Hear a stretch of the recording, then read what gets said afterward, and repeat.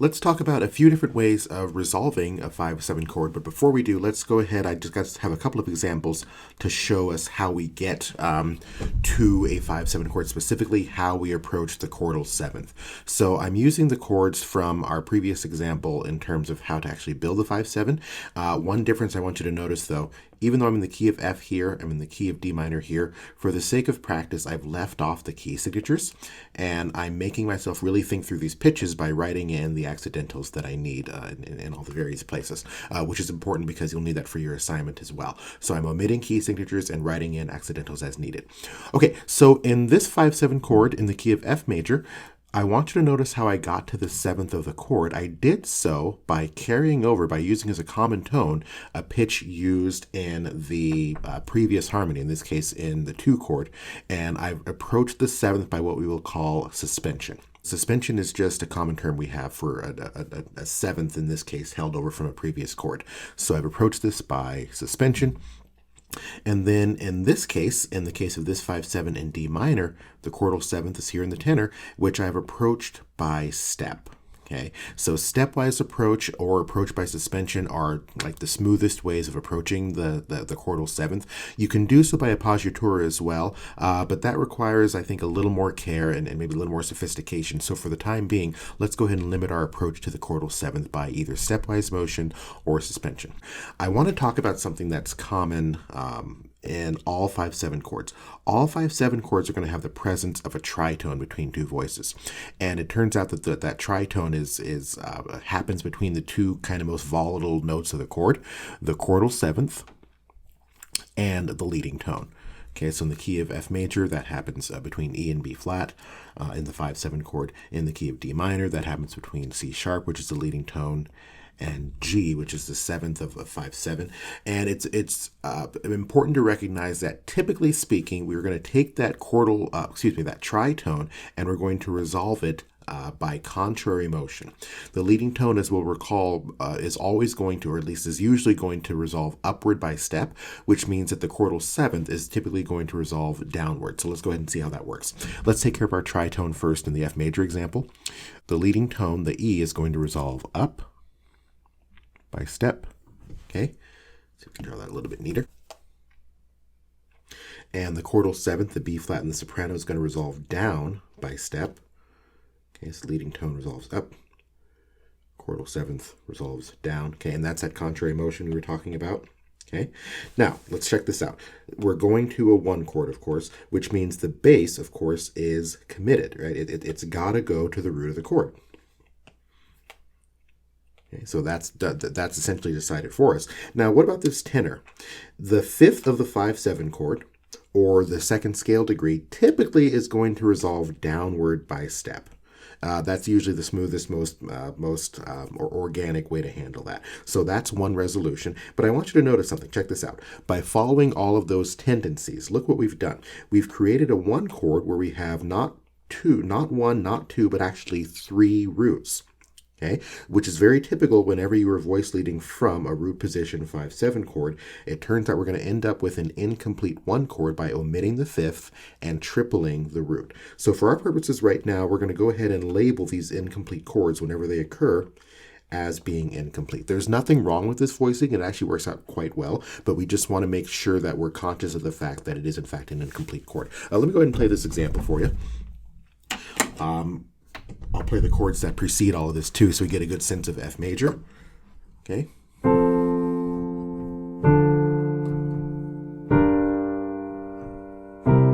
Hear that suspension, that suspended seventh, and then here it is again.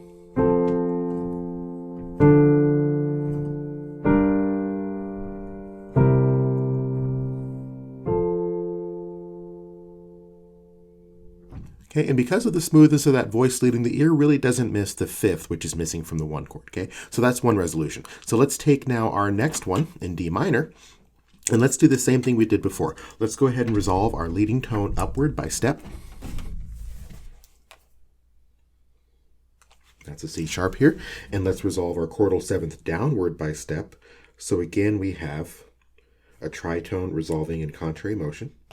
All right, the bass. Let's see if I can do a better job of that tenor note. The bass is committed. We're going to 1 here. The bass is committed to going through the root of the chord. And if we follow what we did before, we'll take the 5th of the 5/7 chord, or the 2nd scale degree, and we'll resolve that down to the tonic of the key. All right. So again, we have an incomplete 1 chord because we have a root here, a root here, a root here, a tripled root, which is what makes that okay to do with the chordal third. So we have a missing 5th. So here's that D minor example for us.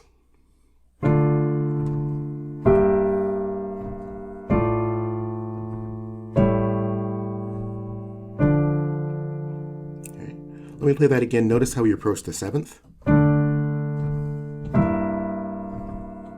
Here in the tenor, it's going to pass down through G and then resolve like so.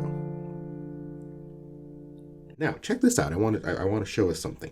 I want to go back to the F major example, and I want to reconsider what we do with this leading tone. Remember back from earlier voice leading work, we talked about how the leading tone can be frustrated if it's in an inner voice, if it goes, instead of going up to do, up to the tonic, if it goes down to the soul of the key. In other words, down a third to the 5th of the 1 chord. Okay, so let's go ahead and recast this first resolution here with a frustrated leading tone, and let's see what happens here. Okay, so again, the bass committed. I'll go ahead and have the tenor resolve to the tonic as well. Okay, I'll take the chordal 7th down. That one's really not negotiable. That chordal 7th really does need to resolve down by step. But since this leading tone is in an inner voice, as I said before, I'll go ahead and bring that down to the 5th of the key, or to the 5th of the 1 chord. And now I have a 1 chord, but check it out. Doubled root, 5th, 3rd. Now it's complete. All right, so we can voice lead from a complete 5/7 chord to a complete 1 chord if the leading tone is in an inner voice, right? We can't do it when the leading tone's in an outer voice because it's got to resolve up. But if the leading tone is in an inner voice, then I can, in fact, do a resolution from a complete 5/7 to a complete 1 chord. All right. Now, that wouldn't apply here, of course, because our leading tone is right here in the soprano. It's in an outer voice. Okay. So those are two of the most basic resolutions of the 5/7 to 1. So we talked about resolving 5/7 to 1 in some of the most basic circumstances. There's something I want to show us here with respect to completion and incompletion of chords.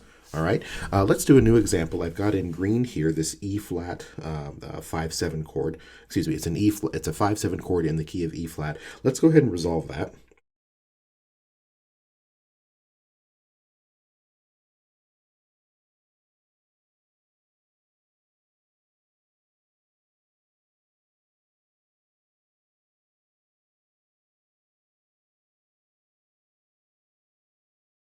What I like to do first is I like to find that tritone, okay? I have a tritone here between the D, which is my leading tone here in the tenor, and my chordal 7th, the A flat. I know the chordal 7th has to go down. Remember that since the leading tone is in an inner voice, I could resolve it down to B flat. Oops. But just for the sake of argument, I'm going to go ahead and resolve the leading tone upward to E flat here. Okay, the bass, remember, is committed. It's got to go to E flat. All right, and now I'll take the soprano and I'll move that. It's the 2nd scale degree, right? So I'll move that down to the 1st scale degree, E flat here. So here again, I've got my 1 chord that is incomplete, and I want to make sure to use that label for now. Okay, it's an incomplete 1 chord, which is okay to do because I've got a tripled root and I've got a 3rd, all of which were approached by smooth voice leading. Okay. Here's that example of ours from the key of E flat. Let me just tonicize it. Okay, so we end up with our 5 chord.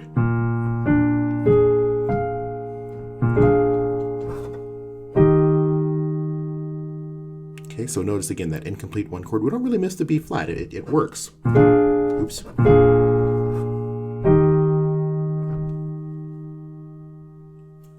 Now, check this out here. I want you to see that the 1 chord isn't the only one that could be incomplete if needed. What I have here is I've got a 5/7 chord in the key of B, right? It's a 5/7 chord, but check this out. I've got a root. I've got another root here in the soprano. The tenor is covering the 3rd, or the leading tone. The alto is covering the chordal 7th. Here I have a missing fifth from the 5-7 chord. So this would be an incomplete 5-7. This is another example of something that's totally okay to do. I have an incomplete 5-7 chord while I'm in that I'm missing the fifth. So I just want to pause there for a second. Properly incomplete chords, whether you're talking about the 5-7 or the 1, are only okay if the omitted pitch is the fifth. We can't really have an omitted third. We certainly can't have an omitted root, right? Because that's the thing that defines the chord. So if we omit the fifth and the voice leading supports it, it makes sense to have an incomplete 5-7 or 1. Let's see how this resolves. So let me find that tritone of mine. I have a tritone, leading tone, the tenor, chordal seventh, and the alto. Okay, so the leading tone is going to resolve up. Chordal seventh resolves down. The bass is committed, right? It's got to go to the root of the chord. I remind myself I'm doing a 1 chord here. Now check this out. The soprano can actually sustain its F sharp. It can hold a common tone into the 1 chord. Okay, so here I have a root, another root, chordal fifth, and a third. I've got a complete 1 chord. So this is what I wanted to illustrate for us. If we are following proper tritone resolution, then one of the following is going to be the case. Either we'll have a complete 5-7 with an incomplete 1, or we'll have an incomplete 5-7 with a complete 1. So it kind of reverses again when we're committing ourselves to proper tritone resolution, which we have to do if the leading tone is in the outer voice. Okay, but if the leading tone is in an inner voice, we could either do this complete paired with an incomplete, or we can take the leading tone from one of the inner voices and move it down to the fifth of the 1 chord. And here's our example of, so we can hear that resolution here in B minor. Here's the tonicization for us. Okay, so here's our 5-7 chord.